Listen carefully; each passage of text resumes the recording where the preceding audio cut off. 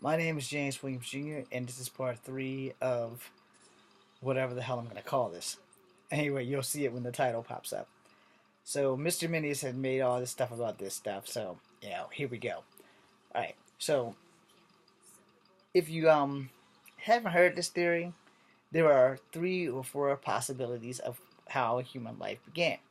So, a lot of people say that humans evolved from fish because the Earth was mostly water except for Tangia or whatever the hell they call it, the continent. I guess they just gave it a fucking name before it broke into the continents in which we now live on, which they swear within the next millennium the continents are going to collide again and form a new one island continent. Okay, well, whatever. I don't care about any of that stuff. But then we have, I don't think it's Darwin. Yeah, it is Darwin, where man evolved from ape. And I know you guys are wondering, what the hell does this have to do with Mass Effect? I'm getting there. Well, I'm going to tell you one or two things. I don't think man evolved from ape because animals were on a planet before we were, and apes are not speaking English. So if we can learn how to speak English, but they were here before us, why can they not speak English? Why can they not understand us when we talk to them? Alright? But yet, dogs understand everyone. And I haven't even figured that out, but dogs understand everyone. And it's like dogs can actually understand other languages. Don't ask, but I guess they're magical too. So, going back into the Mass Effect thing in Battlestar Galactica, there have been scientists who have theorized that people never are not that Earthlings are not origined to Earth. They're still trying to prove that. I don't know what they get out of that, but they're still trying to prove that Earthlings aren't really um, organic to this planet. That all the animals that were here are, but we ourselves are not. So, depending on what theory you go with, I'm more of like the biblical theory: God created man, God created woman, the end. And we went from there, not Darwin's theory of evolving from ape because apes aren't talking, and not the guy who's talking about we came from fish because we can't breathe underwater. Yet, he makes a valid point about when you're in your mom's womb, you're swimming in an embryonic sac. And when your mom has a baby, the term your water breaks, enough said. So that fish thing is a little bit more clearer than that damn ape thing. But I'm just gonna go with the Bible and leave it at that. And you guys believe what you want, say what you want. You know how to do the doohickey. But my feeling on this whole Mass Effect Andromeda thing is that since the humans are the aliens, that would mean everybody from the Milky Way galaxy are the aliens. And why should the humans and the Asari and Solarians and the Taurians and the Krogan be the only ones that's going to this other galaxy to experience this thing? You would think that it would be like Noah's Ark, and you would take two, or in this case, 20,000 of so many people, so many species, so many members of so many species on these arcs to make sure that everyone survived. Because you're at war with each other, but now you're at war with something more powerful than all of you, and you're going to tell me that all of the races aren't going to find a way to bargain their way onto these arcs to get the fuck out of the Milky Way galaxy? Really? So, we're not going to go with that. We're going to say that all the races probably came. That's my theory. I think that all of the races from the Milky Way that somehow hustled their way on came. Where everybody else decided that they were going to ride it out during the Collector attack and during the Reaper invasion. Now, you probably don't like that theory, and hopefully I'm not pissing you off. And Mr. Minius, I watch all your stuff, so if we're not cool, we probably won't be cool after this. But I'm thinking Noah's Ark, because Noah took 2 of every animal, put them on the ark, and off they went. So why can't these arcs have done the same thing? Not with like that little number of people, but with 2 or 3 or 400 of every species, and just took them on. Because uh, if you weren't a husk or indoctrinated, you were gonna be there, and shepherds stayed behind because that was their fighting chance. And if the fighting chance fails, you want that one opportunity to be able to save all your friends and family. So the Andromeda Initiative would be like you're volunteering to go beyond your stars. 600 years. It's a journey. And a lot of people won't be all gung ho about that.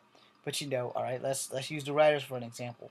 If I'm a daddy and I have 2 kids and no wife, and we have nothing tying us to Earth, yeah, me and my 2 kids, I'm the daddy. They're teenagers.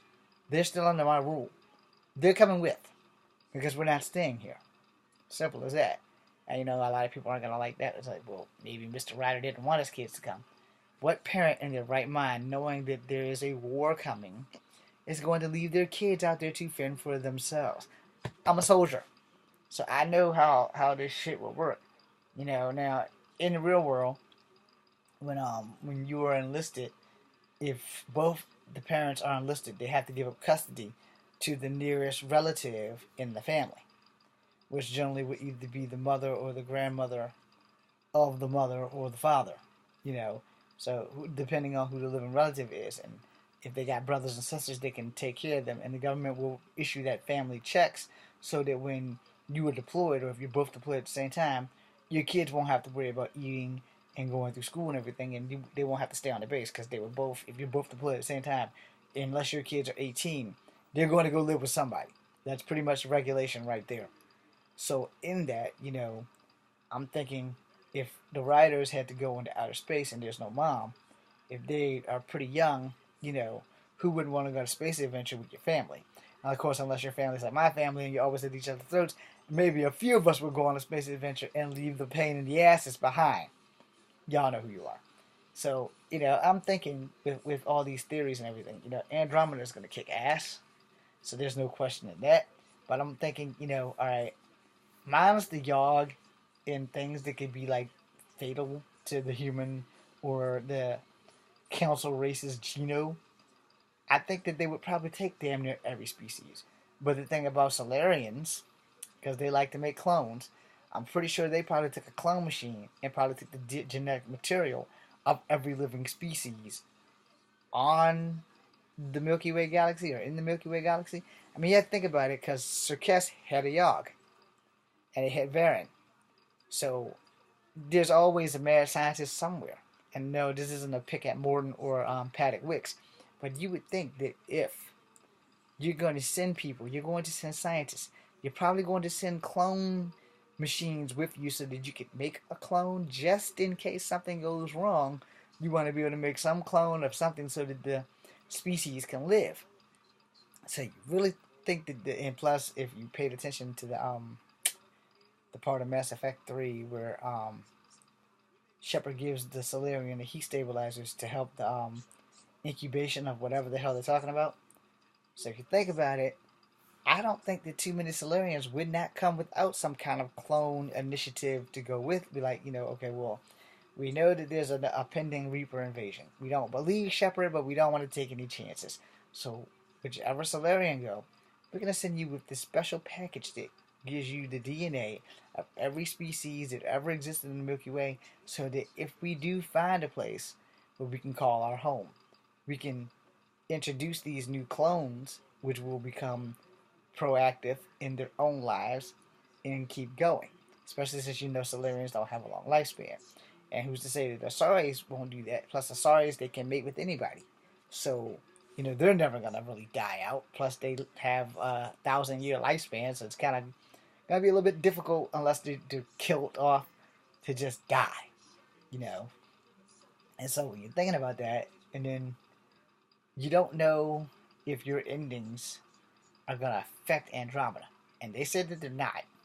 So maybe when you get to the end of the universe and you get into the Andromeda universe, maybe the Arcs have many Mass Effect fields that can help them go back. So maybe when they come back, or maybe when they get there, they'll build a Mass Effect generator.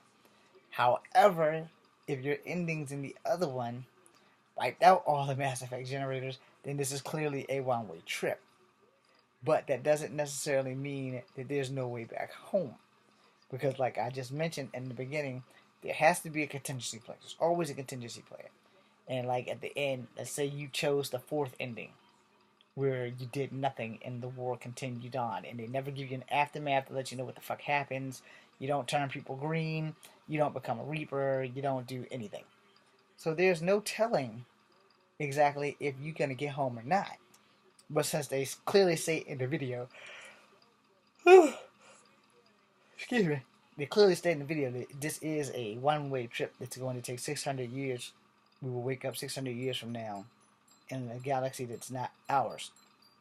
So I would say that there will still have to be a contingency plan that would connect both games, most likely, because also depending on your ending, I don't think that it, since they say that it won't have an effect, but let's say for the sake of argument that it has an effect like in a later game. Let's say that you get to Andromeda and you guys conquer everything, and so basically Andromeda is now just like the Milky Way was, where everybody's there, and you guys have built a citadel out of all the arcs, and y'all have also built a mass relay out of the pieces that you didn't need, because let's say that there's a Prothean or two there that has some knowledge of mass relay technology, or you guys have been on Earth long in the Milky Way galaxy enough to learn about the Mass Effect technology. Did you probably took the blueprints and stuff with you? You know, because those things can happen too. And you know, there's always a contingency plan.